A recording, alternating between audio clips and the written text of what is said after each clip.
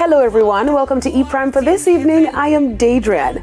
Spice crowned Global Queen of Dancehall. The Queen of Dancehall has yet another title as she was crowned the Global Dancehall Queen at the recently held Irama 40th Awards in Kingston. Spice in her acceptance speech spoke about breaking barriers as a woman of color. 20 years now that I've been in the business, and I don't take this lightly because I feel like I'm reaping the seeds that I've sown for 20 years. And as a black woman, sometimes when we bust through the door and the gate and do the things them where they make it feel like it was impossible, we have to feel good about ourselves. So big up me for being consistent, for fighting hard and breaking barriers and believing in my dreams and chasing it. The Grammy-nominated dancehall artist has been racking up accolades, as last week she was also given the keys to the region in Florida. Spice also delighted guests of Irama as she performed officially for the first time in the island since her return to the stage following her health scare last year. Here I am, the one that overcame everything that was meant to put me down to shame.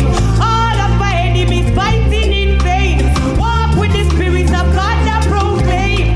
I beg you, Lord, don't leave my side. You can watch her full performance and the highlights from Irama this Sunday on her sister station, RETV. Now, rapper Tory Lanez denied new trial and faces up to 22 years in prison. A Los Angeles judge on Tuesday denied a motion for the new trial for Lanez, who was convicted in December for shooting hip-hop star Megan Thee Stallion in the feet.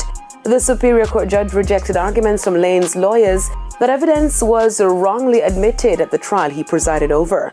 Lanez, whose real name is Daystar Peterson, will now be sentenced in June for convictions of assault with a semi-automatic firearm, having a loaded, unregistered firearm in a vehicle, and discharging a firearm with gross negligence. The 30-year-old could get up to 22 years in prison and faces deportation to his homeland of Canada.